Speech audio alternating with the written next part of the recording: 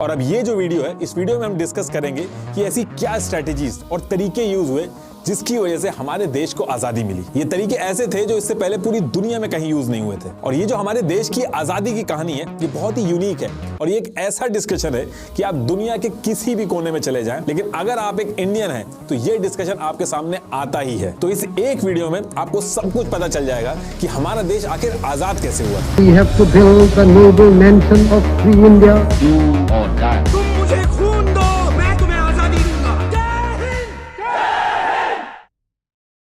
तो देखिए, ईयर 1600 से ईयर 1837 तक हमने ऑलरेडी सब डिस्कस किया था कि कैसे एक कंपनी जिसका नाम ईस्ट इंडिया कंपनी था वो आई और उसने क्या क्या ट्रिक्स खेल के हमारे ऊपर रूल किया। और ईयर 1837 आने तक पूरे इंडिया के ऊपर डायरेक्टली और इनडायरेक्टली ईस्ट इंडिया कंपनी का कब्जा हो चुका था। डायरेक्टली मतलब कि वो स्टेट जहां ईस्ट इंडिया कंपनी हर एक चीज अपने हिसाब से चलाती थी, और इनडायरेक्टली मतलब कि वो स्टेट जहां ईस्ट इंडिया कंपनी राजा या फिर निजाम के साथ मिलकर रूल करती थी। तो ईयर 1837 तक ये मैप था। इस मैप में ये जो आप पिंक एरिया देख रहे हो, ये डायरेक्ट ईस्ट इंडिया कंपनी के कंट्रोल में था, और ये जो येलो और ग्रीन एरिया आप देख रहे हो, ये प्रिंसली स्टेट थे जो इनडायरेक्टली ईस्ट इंडिया कंपनी के साथ मिलके चल रहे थे। येलो मतलब कि हिंदू राजा रूल कर रहे थे, और ग्रीन मतलब कि जो मुस्लिम निजाम जो थे वो रूल कर रहे थे। लेकिन ये पूरा मैप अगर आप देखोगे तो 50% एरिया ही था जहां ईस्ट इंडिया कंपनी पूरी तरीके से अपनी चला पा रही थी। अभी भी काफी एरिया था जहां पे उसकी पूरी तरीके से मनमानी नहीं चल पा रही थी, क्योंकि राजा का इन्वॉल्वमेंट होता था। और इस चीज को दूर करने के लिए अब ईस्ट इंडिया कंपनी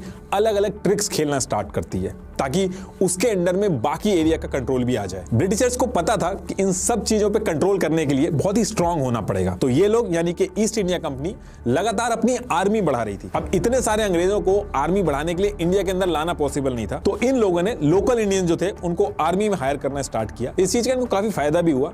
इंडिया में वैसे ही भूखमरी वगैरह बहुत ज्यादा फैली हुई थी। इंडियंस कम पैसे में ब्रिटिश आर्मी को ज्वाइन कर लेते हैं और कम पैसों में ज्यादा काम भी करते थे। दूसरी चीज ये भी थी, जो इंडियंस थे वो वहां की लोकेशन से भी बहुत ज्यादा फेमिलियर थे। अब ब्रिटिशर्स इंडियंस को हायर तो कर रहे थे अपनी जरूरत के लिए, लेकिन इनके ऊपर विश्वास नहीं था, उनको इक्वल नहीं समझते थे, उनको ये अपने से छोटा समझते थे। यही रीजन था कि जो इंडियंस थे उनको सिर्फ यानी कि सिपाही की जो पोस्ट थी वहीं तक हायर करते थे, और जो बड़ी ऑफिसर रैंक होती थी वहां पे इंडियन को अलाउ नहीं करते थे। वहां पे सिर्फ और सिर्फ गोरे रहते थे ताकि इंडियंस के हाथ में ज्यादा कुछ ना चला जाए। लेकिन ये सारी चीजें जानने के बाद भी इंडियन जो थे वो बड़ी आसानी से सिपाही की जो पोजीशन होती थी वो ज्वाइन कर लेते थे, क्योंकि सिपाही की जो पोजीशन होती थी उसको बहुत ही सिक्योर जॉब माना जाता था। क्योंकि भूखमरी वगैरह बहुत ज्यादा फैल रही थी, लोगों को खाने की दिक्कत थी। सिपाही बनने पर खाने की जो दिक्कत होती थी वो चली जाती थी। महीने में 7 से 8 रुपए अलग से मिलते थे। अब क्योंकि ये चीज ईस्ट इंडिया कंपनी और इंडियंस दोनों को सूट करती थी, तो ब्रिटिश आर्मी के अंदर अंग्रेजों से ज्यादा इंडियन सिपाही जो थे वो आ गए थे। 6:1 का रेशियो हो गया था, और करीब 45,000 ब्रिटिश सोल्जर्स थे और 2,38,000 नेटिव इंडियन सोल्जर्स थे। ये जब डेटा सामने आया था तब ब्रिटिश मिलिट्री ऑफिसर ने गवर्नर जनरल डलहौजी को वार्न भी किया था कि एक तरफ तुम इतने ज्यादा किसानों को फौज में भर्ती कर रहे हो और दूसरी तरफ लैंड रिफॉर्म्स वगैरह लाके उन्हीं की जो जमीन है उसको हड़प रहे हो, तो ये लोग कभी भी भड़क गए तो बहुत बड़ी दिक्कत हो जाएगी। अच्छा, इसमें एक चीज और ध्यान रखिएगा कि ईयर 1600 से 1857 तक ईस्ट इंडिया कंपनी जो थी उसने राज किया था। ब्रिटिश गवर्नमेंट जो थी, ब्रिटिश राज, उसने नहीं किया था। ब्रिटिश गवर्नमेंट जो थी उसको 1858 में आना पड़ा था, और क्यों आना पड़ा था वो अभी आगे बताऊंगा आपको। तो देखिए, होता क्या है कि ईयर 1837 से ही ईस्ट इंडिया कंपनी पूरा कंट्रोल अपने अंडर में चाहती थी। उसको कुछ स्टेट्स में जो इनडायरेक्टली रूल करना पड़ रहा था वो भी उसको कुछ पसंद नहीं आ रहा था। तो इस चीज को सॉल्व करने का जो जिम्मा था वो 12 जनवरी 1848 को लॉर्ड डलहौजी को दिया गया था। और जैसे ये जिम्मा दिया जाता है, लॉर्ड डलहौजी अपने काम पे लग जाते हैं। सबसे पहले वो इनडायरेक्टली रूल्ड जो स्टेट्स थे उनके बारे में रिसर्च करवाते हैं। तो इनको पता चलता है कि इस टाइम पे कई ऐसे स्टेट्स हैं जहां के राजा का कोई लड़का नहीं है, और उस पर्टिकुलर टाइम पे ये हो रहा था कि अगर किसी राजा का लड़का नहीं होता था तो वो गोद ले लेता था, उसके बाद वो राजा बन जाता था। तो लॉर्ड डलहौजी जो थे वो इस चीज को एक अपॉर्चुनिटी की तरह देखते हैं, और सेम ईयर 1848 को ये एक रूल लाते हैं, डॉक्ट्रिन ऑफ लैप्स। इसका मतलब यह था कि अगर किसी राजा का खुद का बेटा नहीं है तो उसकी डेथ के बाद जो उसका पूरा स्टेट है, जो पूरा राजपाट है, वो ईस्ट इंडिया कंपनी के पास चला जाएगा। अगर वो किसी को गोद लेता है तो उससे फर्क नहीं पड़ता है। अगर उसने गोद लिया है तो जो उसकी पर्सनल प्रॉपर्टी है वो दे सकता है अपने गोद लिए हुए बेटे को, लेकिन जो पूरा साम्राज्य है उसका, अगर उसका खुद का बेटा नहीं है तो वो पूरा का पूरा ईस्ट इंडिया कंपनी के पास चला जाएगा। और इस चीज को सेम ईयर यानी कि 1848 में इंप्लीमेंट कर दिया जाता है। और इंप्लीमेंट करते ही ये सतारा को अपने अंडर में ले लेते हैं। एक साल बाद जैतपुर, फिर संभालपुर को अपने अंडर किया, और नेक्स्ट ईयर छत्तीसगढ़, जिसको छोटा उदयपुर भी कहते थे, उसको लिया, नागपुर, फिर झांसी का नंबर लगता है। अब झांसी के अंदर क्या था कि मणिकर्णिका, जिनका नाम शादी के बाद महारानी लक्ष्मीबाई हो गया था, तो इनकी जो शादी हुई थी वो महाराजा गंगाधर राव से हुई थी, और इनका एक बच्चा भी था जिसकी 4 मंथ बाद ही डेथ हो जाती है। तो ये अपने जो भाई हैं उसके लड़के को गोद ले लेते हैं, और जब 1853 में महाराजा की डेथ हो जाती है तो लॉर्ड डलहौजी अपना डॉक्ट्रिन ऑफ लैप्स लगा के झांसी को अपने कंट्रोल में ले लेते हैं। और झांसी को अपने कंट्रोल में लेने के बाद रानी लक्ष्मीबाई को 60,000 रुपए की जो पेंशन थी वो हर साल देते रहते थे। तो इस पर्टिकुलर टाइम पे तो रानी लक्ष्मीबाई कुछ नहीं कहती हैं, लेकिन आगे वो दिक्कत करती हैं, अभी आएगा वो, मैं बताऊंगा आपको। तो इसके बाद क्या होता है कि 1856 अवध यानी कि आज का यूपी, यहाँ के नवाब वाजिद अली शाह जो थे, उन्होंने ब्रिटिशर्स के साथ सब्सिडरी अलायंस ट्रीटी साइन कर रखी थी, जिसके चलते नवाब को ब्रिटिशर्स के यहाँ काफी पैसा देना होता था। और जब नवाब पैसे नहीं दे पाए तो ईस्ट इंडिया कंपनी ने अवध जो था उसको भी अपने कब्जे में ले लिया था। और ये सारी चीजें बैक टू बैक ये अपने अंडर में ले रहे थे, तो लोग ज्यादा रेजिस्ट नहीं कर पा रहे थे। ब्रिटिशर्स की जो आर्मी थी यानी कि ईस्ट इंडिया कंपनी की जो आर्मी थी वो बहुत एडवांस थी, उनके पास बहुत ही अच्छे अच्छे हथियार थे, और इधर लोग अभी भी तलवारों से लड़ते थे, तो इसलिए ज्यादा कोई कुछ बोल नहीं पा रहा था, क्योंकि उनको पता था बोलने का मतलब ये था कि उनकी हार होना तय थी। तो इन सब चीजों को लेके लोगों के अंदर गुस्सा बहुत था, और गुस्सा इसी बात के लिए नहीं था, और भी कई रीजन थे। ईस्ट इंडिया कंपनी अपना इन्फ्लुएंस बढ़ाने के लिए जो मिशनरीज जो होते थे पहले इंडिया में भेजती थी, लेकिन उसको और तेज कर देती है ताकि पूरे इंडिया में इनका इन्फ्लुएंस रहे। तो ये लोग क्या करते हैं कि उसी ईयर में बैप्टिस्ट मिशनरी सोसाइटी सेटअप करते हैं, जिसमें विलियम कैरी जो थे वो इंडिया के अंदर और बहुत ही ज्यादा स्पीड से क्रिश्चियनिटी को प्रमोट करने लगते थे, जिसको लेकर लोग बहुत ज्यादा गुस्से में थे। लेकिन इस चीज से डील करने के लिए जो लोकल लोग थे उन्होंने बिना लड़ाई झगड़े के इसका सोल्यूशन ढूंढ लिया था। उन्होंने क्या कर दिया था कि जो भी लोग कन्वर्ट होते थे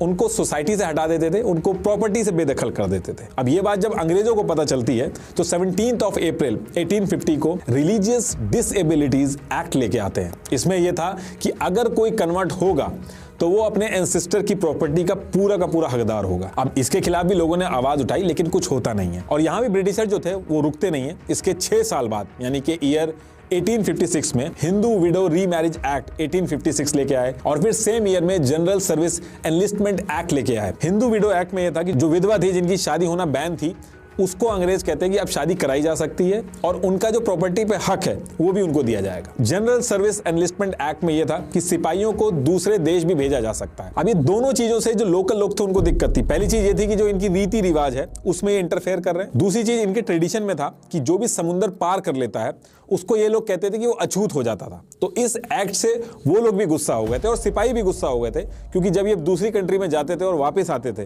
तो जो इनकी सोसाइटी होती थी, जो इनकी लोकेलिटी होती थी, उसमें लोग इनको एक्सेप्ट नहीं करते थे। इसी के साथ साथ बहुत ही कम सालों के अंदर 12 बार भूखमरी तक फैल गई थी पूरे इंडिया के अंदर। तो लोग बहुत ज्यादा गुस्से में थे अंग्रेजों के खिलाफ। लेकिन इसके बाद एक ऐसा इंसिडेंट होता है कि अंग्रेजों की नींद उड़ जाती है और बहुत बड़ा डैमेज होता है। तो होता क्या है कि ब्रिटिशर जो थे वो पुरानी ब्राउन बेस्ट राइफल, जो कि 0.75 कैलिबर की होती थी, मतलब कि 0.75 इंच का डायमीटर होता था उसका, इसमें आगे कोयाटा यानी कि चक्कू भी लगा होता था। तो ये राइफल यूज करते थे, लेकिन अंग्रेज इससे बहुत ज्यादा परेशान हो गए थे, क्योंकि इसमें टाइम बहुत खराब होता था। इसमें क्या था कि बुलेट को लोड करने से पहले गन पाउडर लोड किया जाता था, फिर बुलेट डाली जाती थी, फिर एक रॉड से इसको सेट करना जाता था। इसमें एक तो बहुत ज्यादा टाइम लगता था, और दूसरा सिपाही को 2 बैग कैरी करने पड़ते थे, एक गन पाउडर के लिए और एक बुलेट के लिए। दूसरा, बुलेट पाउडर अगर नाप के ना डालो तो उसमें दिक्कत आ जाती थी, राइफल में भी इशू हो जाते थे। तो ईयर 1855 से ही अंग्रेज जो थे इसका सॉल्यूशन ढूंढ रहे थे, और फिर इन्होंने यूके में ब्रिटिश गवर्नमेंट की royal small arms factory RSAF इससे बात करके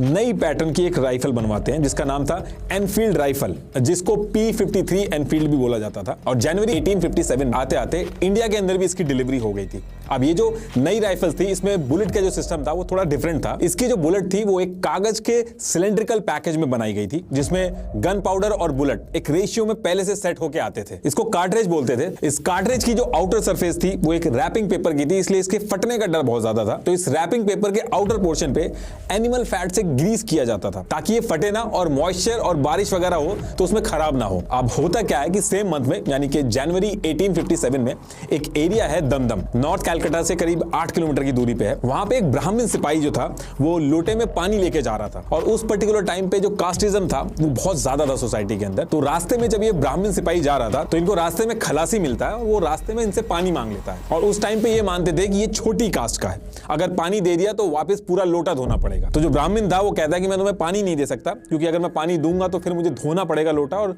धोने के लिए मुझे बहुत दूर जाना पड़ेगा, तो इसलिए वो मना कर देता है। तो इस चीज पे खलासी थोड़ा सा गुस्सा होता है और कहता है कि जितने भी नखरे हैं आपके वो हमारे सामने ही निकलते हैं। उधर जब ब्रिटिशर्स के साथ आप जब काम करने जाते हो तो वहां पे आप बड़ी आसानी से अपना धर्म जो है उसको भ्रष्ट कर लेते हो। वहां पे जाके गाय और सुअर की जो चर्बी वाली गोलियां होती हैं उसको मुंह में बड़े आराम से डाल के आप चलाते हो, तब आपका धर्म कहां चला जाता है। अब ब्राह्मण जो था ये लाइनें सुन के बहुत टेंशन में आ जाता है। ये जो कार्ट्रेज थी, कार्ट्रेज मतलब गोली को ही मैं कार्ट्रेज बोल रहा हूं, तो ये जो कार्ट्रेज थी, ये दमदम जो जगह थी वहां पे इसकी मैन्युफैक्चरिंग हो रही थी और खलासी भी इसी एरिया से था। तो उसका शक जो था वो और ज्यादा यकीन में बदल गया कि शायद खलासी जो है वो सही कह रहा है। अब ये सारी चीजें सुन के जो ब्राह्मण सिपाही था वो अपनी बटालियन के पास पहुंचता है और अपने सैनिकों के ग्रुप में बताता है कि ये जो मुंह से काट काट के आप गोली चला रहे हो ये गाय और सुअर की चर्बी से बनी है। अब ये लाइन सुन के हिंदू और मुस्लिम जो दोनों थे वो बहुत ज्यादा परेशानी में आ जाते हैं, क्योंकि ये चीज ऐसी थी कि जो इनकी धर्म की मान्यताएं थी वो तो खराब होती होती, उसके साथ साथ जो सोसाइटी है, जो लोकेलिटी जहां ये रहते हैं वहां से भी इनको निकाल दिया जाएगा। इसलिए ये लोग डिसाइड करते हैं कि ये चीज हम कर नहीं सकते और इसके लिए कुछ ना कुछ तो करना पड़ेगा। तो इनकी जो रेजिमेंट थी वो 34th बंगाल नेटिव इन्फेंट्री, ये कैलकाटा से करीब 24 किलोमीटर की दूरी पे बराकपुर के कैंटोनमेंट में थी। अब इसके बाद ये लोग अपने ऑफिसर्स के पास जाके बहुत ज्यादा हल्ला करते हैं। उस टाइम के इनके कमांडिंग जनरल जो थे हेयर से, वो ऊपर लेटर भेज देते हैं कि यहाँ पे सिचुएशन थोड़ी खराब हो रही है। तो उसके बाद जितने भी अंग्रेज ऑफिसर थे ये मीटिंग करके ये डिसाइड करते हैं कि जितने भी सिपाही हैं ये गुस्से में हैं, तो इनका अगर गुस्सा शांत करना है तो इसमें एक चीज की जा सकती है कि इनको कार्ट्रेज जो है वो इनको डायरेक्ट दे देते हैं, ये खुद ग्रीस लगाएंगे तो इनको शक नहीं होगा और चीजें आराम से हैंडल हो जाएंगी। और फिर 27 जनवरी 1857 को इस चीज को पूरी रेजिमेंट के अंदर लागू कर दिया जाता है। लेकिन सिपाहियों को इसमें भी डाउट था कि जरूर कुछ ना कुछ इसमें साजिश है गोरों की। इसके बाद इन लोगों को ट्रेनिंग भी दी जाती है कि कैसे ग्रीस लगानी और किस तरीके से यूज करना है। लेकिन उसके बाद भी ये जो सिपाही थे ये मानते नहीं है। वो कहते हैं कि ये जो कार्ट्रेज के ऊपर कागज लगा हुआ है ये भी अलग तरीके से शाइन कर रहा है, और कुछ लोगों ने उसको जला के भी देखा और ये कहा कि इसमें स्मेल आ रही है। तो उनका शक था कि अभी भी इसमें ये जो कागज है इसमें भी ये चर्बी मिला के दे रहे हैं। और जब ये सारी चीजें होने लगी तो ब्रिटिशर्स ने कहा कि एक काम आप ये कर सकते हैं कि इसको आप हाथ से तोड़ लीजिए, मुंह से मत तोड़िए। तो उसके बाद भी लोग कहते हैं कि हमारी आदत नहीं है तो हम इसको छू नहीं सकते। एक्चुअली जो सिपाही थे उनको अंग्रेजों के ऊपर बिल्कुल भी विश्वास नहीं था। उनको ऐसा लग रहा था कि ऑलरेडी हम लोगों को कन्वर्ट करने के पीछे लगे हुए इतने सालों से, और अगर हम इनकी बात मान भी ले तो भी हमें समाज से निकाल दिया जाएगा। इसलिए वो डिसाइड करते हैं कि इसके खिलाफ हम लोग आवाज उठाएंगे ही। अब इसके बाद डेट आती है 29 मार्च 1857 और लेफ्टिनेंट बॉग जो थे वो 34th बंगाल नेटिव इन्फेंट्री जो थी उसकी तरफ काम से जा रहे थे। लेकिन वहां पे क्या होता है कि सेम जो इन्फेंट्री थी उसमें एक अकेला सिपाही जिसका नाम मंगल पांडे था वो लेफ्ट राइट मार्च कर रहा था और अपने साथियों से कह रहा था कि आगे आओ, ये तुम्हारे धर्म की बात है और अभी नहीं अगर जगोगे तो कभी नहीं जगोगे। तो उस टाइम पे कोई भी इनके साथ आता नहीं है। तो उसके बाद मंगल पांडे कहते हैं कि अब अगर कोई भी अंग्रेज मुझे दिख गया तो उसको मैं तुरंत गोली मार दूंगा। और उसी टाइम पे लेफ्टिनेंट बॉग जो थे वो इसी तरफ आ रहे थे। मंगल पांडे की नजर जैसी लेफ्टिनेंट बॉग पे पड़ती है वो तुरंत गोली चला देते हैं। गोली जाके उनके घोड़े को लग जाती है और लेफ्टिनेंट बॉग जो थे वो नीचे गिर जाते हैं। गिरने के बाद लेफ्टिनेंट बॉग भी मंगल पांडे के ऊपर गोली चला देते हैं और फिर मंगल पांडे तलवार निकालते हैं और गले और हाथ दोनों पे तलवार चला देते हैं। फिर उसके बाद और भी ऑफिसर्स आसपास आ जाते हैं। वो बाकी जो बटालियन थी, जो इंडियन सिपाही थे, उनको कहते हैं कि जाके मंगल पांडे को पकड़ो, लेकिन कोई आगे नहीं बढ़ता है।